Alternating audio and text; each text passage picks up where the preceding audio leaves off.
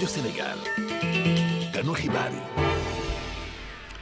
ganu kër gi nag tey di ki nga xamante ne rek moom mooy directeur général bu RTS tey nag daf ñu jox honneur ñëw nag waxtaan ak ñun ci li nga xamante ne moom mooy rajo bi ndax comme ni ñu leen ko waxee ca tàmbale ba léegi tey fukki fan nag ñett ci weeru février ñuy màggal fépp ci àdduna bi li nga xamante ne rek moom mooy bésu rajo directeur général ñu kontaan loolu ci teew bi nga xamante ne teew nga ko fii pour waxtaan ak ñun ci mbirum rajo ñoo ngi lay nuyu di la dalal bu baax.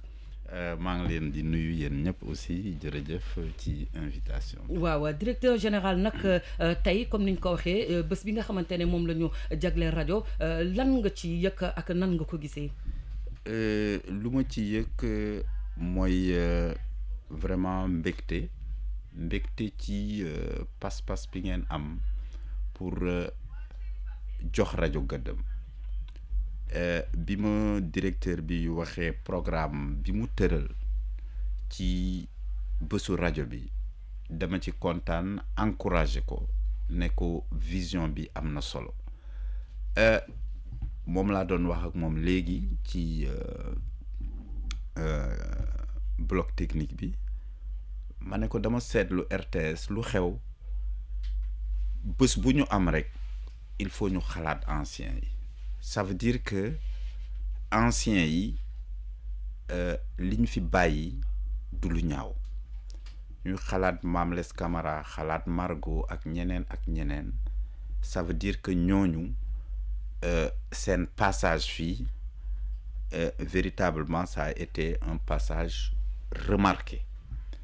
te loolu lu muy wone soo gisee nit di xalaat maamam yaayam pour parler des aînés c'est parce que cordon bi dafa des dagguñu lien bi lu tax dagguñu lien bi mooy affection bi des na mais aussi fàttaliku xarañu ñooñu aussi mu ngi leen di continuer inspirer du retour au passé c'est au contraire dundalaat passé nga xam ni un passé ne peut ne pas être dépassé donc loolu laa ci mën a wax. waaw jërëjëf directeur général ci li nga xamante ne nag moom mooy métier am rajo maanaam nga xamante ne dafa war a joxe xibaar informer war a yar éduquer war tamit divertir maanaam daal di wettali askan wi ndax yaa ngi yaakaar que ni ba léegi rajo mu ngi jouer rôle boobu. oui question bu am solo la xam nga rajo dafa évoluer rajo dafa juddu presque ci contexte boo xam ni ay contexte su jafe-jafe la parce que rajo au début peut-être ingénieurs yi sax ñoo ko doon utiliser mais ñu gis ni ci ay jamonoy guerre ay jamono ki am na ay rôle yu mag a mag yu mu joué ñu ngi fàttaliku ay appel général de Gaulle ñeneen ñu ngi fàttaliku Hitler nan la utiliser rajo et cetera et cetera. mu nekk loo xam ni day boole ay nit parce que da ngay tënk benn xibaar tas ko écrasante majorité bi déggandoo ko en même temps moo tax ñu doon wax média ou médium de masse ci jamono yooyu parce que avant amul woon médium boo xam ni d'un coup mën na toucher l'écrasante majorité de la population mu dem nag ñu jox ko ab fonction de propagande mais rajo di évoluer ñu yokk ci divertissement yokk ci information et cetera yokk ci éducation ba léegi mu ngi koy jouer mais ak nu mu koy jouer parce que rajo dem na ba à un moment nekkatul média de masse comme télévision parce que dañu am ay façon rajo et puis rajo bu nekk am cible am mu am segment de cible donc d'ailleurs soo ko xoolee de plus en plus dootoo dégg la radio comme média de masse parce que aujourd'hui il y a une segmentation des audiences ce qui fait que pour que nga toucher masse bi donc les différents segments il faut que nga combiner plusieurs médias. waaw jërëjëf. alors waaw. loolu dem na ba aussi ñun bi ñuy créer suñu rajo yi muy rajo Sénégal nga xam ni jiitu na sax indépendance toogal fii Saint-Louis la nekkoon et cetera. Voix du Nord mais nekkal fa Mauritanie nekkal fa Mali et cetera mu amoon rôle mais aujourd'hui ñun bi ñu créer suñu rajo fii ci Sénégal ñun rek ñoo ko jox peut-être cette fonction informer éduquer divertir mais di nga dem en Occident fonction éduquer boobu dañ koy dindi parce que ñu ne rajo warul am prétention de pouvoir éduquer parce que éduquer c'est donner des habiletés à quelqu'un pour que mu mën a agir mais rajo ñu ne côté boobu mënu ko def tey nag am na ay rajo privé am na ay rajo communautaire am na aussi rajo du service public donc ñoo ñëpp koo ci jël am na pàcc bu mu jël donc jëmale ko ci audience yi rajo communautaire day revendiquer proximité comme ñun suñu rajo yi aussi nu mu koy revendiquer parce que dem ba ci station régionale yi on en a 12 nga jël les radios privées ñoom it dañuy revendiquer proximité donc rajo finalement moom moo war a tey fekki nit ki fu mu nekk surtout que support yi nu mu changé donc mun nañu continuer jàpp loolu rek parce que man awma sañ-sañu changer quand même triptyque boobu parce que fii lañ ko fekk ñun ñoo war a analyser suñu ay programme seet ci lan mooy divertissement lan mooy information ak lan mooy éducation. waaw directeur général wax nga ko daaw ci lu bëri di ko wax sax saa su nekk que ne rajo bi da nga ci am daal yéene boo xamante ne da nga ko cee bëgg maanaam da nga am ambition yu rëy pour rajo bi ba daaw sax tuddee woon waxoon nga ne moom mooy année de la rajo moo tax ñu bëgg tey nga wax ñu yan projet nga am pour rajo bi. très bien kooku question boo xam ne dina ma dimbale ma expliquer auditeurs yi. lu tax 2016 bi gisuñu pas-pas boobu mu traduire en acte parce que dañ jànkonteeloon rek ay problème mu marché parce que léegi moom marché doo tëb rek jënd dara dafa am ay jaar-jaar yooyu nguur gi moo ko tëral loolu moo ñu xawoon tardel mais mun naa leen wax ni émetteurs yi ñu waxoon mu ngi ci bateau mu ngi ci géej quasiment parce que fi mu waroon jóge na fa ñu ngi ñuy wax dans une semaine mu agsi ou dans 2 semaines ci li ma directeur de la télédiffusion wax muy Isaac Faye te ñetti pàcc la projet boobu donc dañu acquérir 77 émetteurs 77 émetteurs yooyu am na ci juróom yoo xam ni yu 5 kilowatts la maanaam mun nañu jottali vraiment rajo bi fu sore ñu am ci 41 émetteurs yoo xam ni bu nekk 2 kilowatts la ñu am ci 31 émetteurs boo xam ni bu nekk 1 kilowatt la te loolu daf ñuy dimbali ñu assurer couverture totale du Sénégal ak suñu chaîne yépp suñ ko kiiwee xayma à peu près 1 milliard te ci budget 2016 loolu aussi marché bi ñu fay la ba pare waa ji mu ngi indi matériel bi mun naa wax sax ki ko gagné entreprise ABM la ci foofu 300 millions yokk ci milliard bi équipement la ak génie civil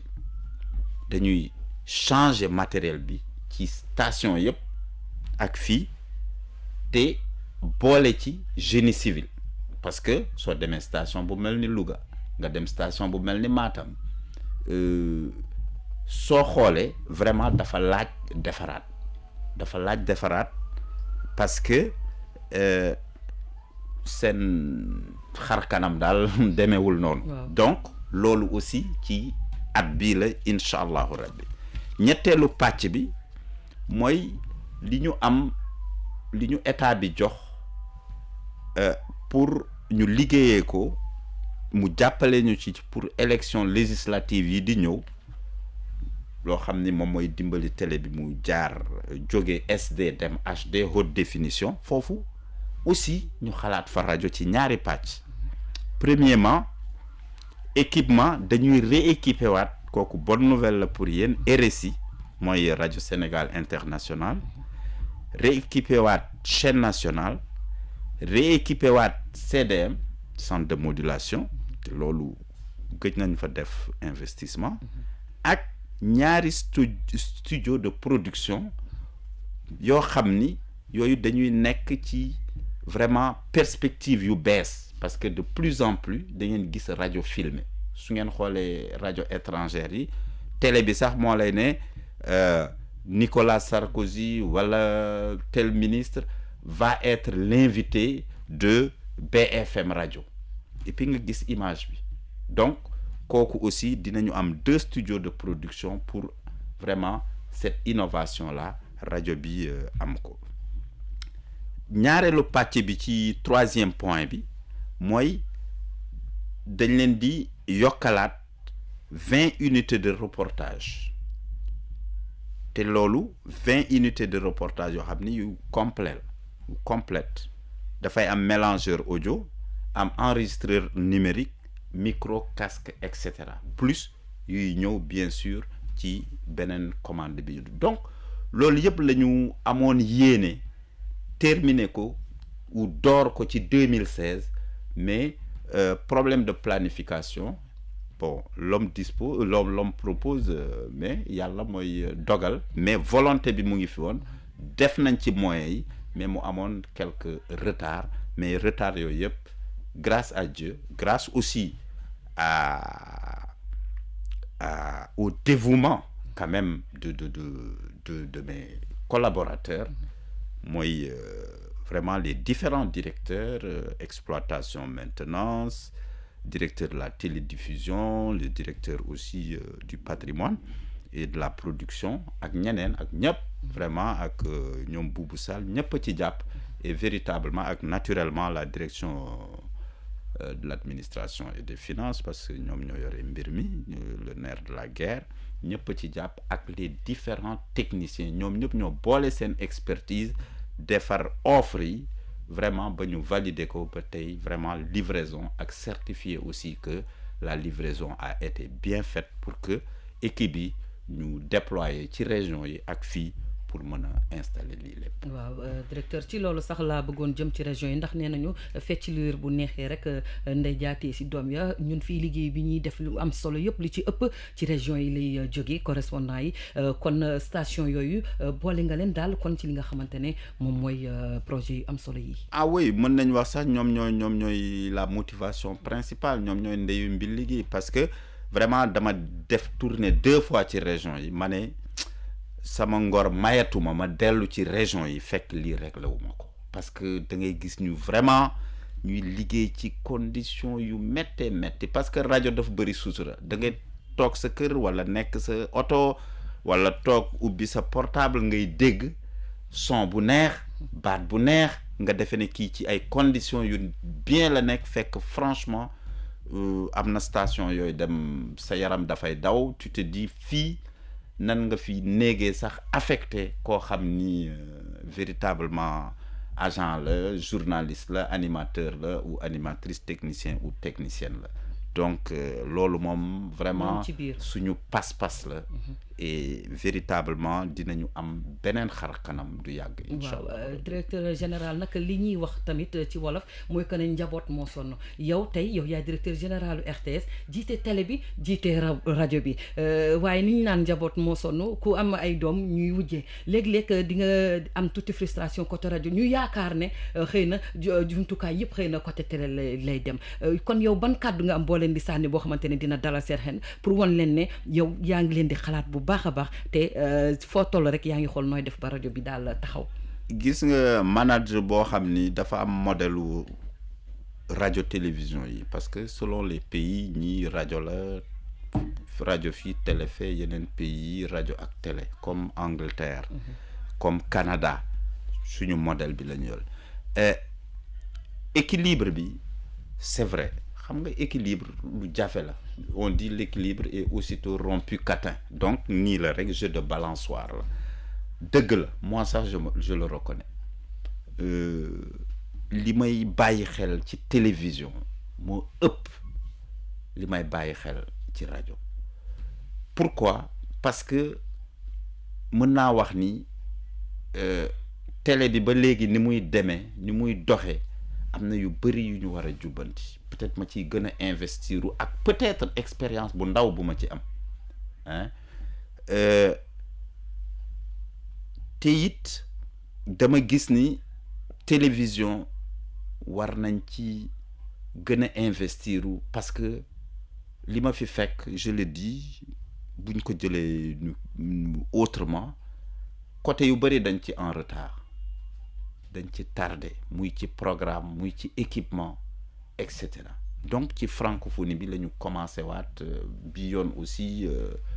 pour élection yi bon nguur gi def na ci ay jéego yu bëri ba ma ne côté équipement moom incha allahu rabbi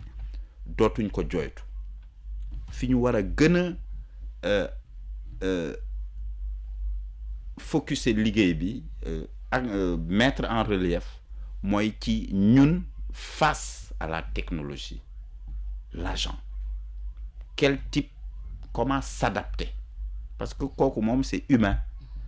quand une technologie est là elle a une longueur d'avance sur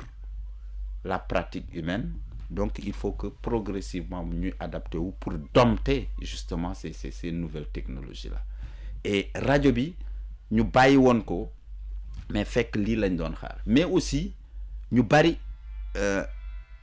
dañ defe noonu avec la télé avec l'internet et cetera que rajo dee na mais on s'est rendu compte qu'aujourd'hui rajo quasiment moo dellu si nekk le premier médium wax naa leen les trucs de radio filmé parce que soo yeewoo sa rajo nga amal affaire muy sooy ndekki sooy sangu soo waree xëy ci sa biir oto ci sa portable et cetera te moom moo gën a gaaw alors aujourd'hui on s'est rendu compte que malgré fulgurance su technologie xarala yu bees yi rajo dafa amaat beneen gëdd amaat aussi beneen réorientation mu fippu wane ni que rien ne se fera sans moi et aujourd'hui c'est également vérifié. waaw directeur général balaa ñuy tàggoo rek pël ak séeréer moom mënuñoo tase te duñu tooñante tey nag moom xam naa ni pël yëpp kontaan nañu ndax bésu rajo la te pël dafa bëgg rajo directeur général xanaa nga tontu rek ci lan moo tax pël bëgg rajo. mais pël dafa bëgg rajo parce que pël yow séeréer bi su nekkee 19e siècle pël bi mu ngi 20e siècle tu as vu xam nga. porter rajo di dem di sàmmi yóbbaale rajo kooku imaginer nga woon nga bu yàgg yow portable war na am ba nga jël portable bi sax def écouteurs yi léegi pël yi yoratuñu rajo xam nga lan la ñu yore seeni portable ak seen écouteurs léegi rajo bi dootuñu ko def fii donc pour te dire que ñoom li ñu doon def ça préfigurait déjà affaire bi d'accord baal naa la tey dama lay baal waaw kay jërëjëf kon directeur général kon nag mbokk yi lii kii moo doon ganu kër gi di directeur général RTS monsieur Racine Talla ñu kontaanoon lool ci di ko dalal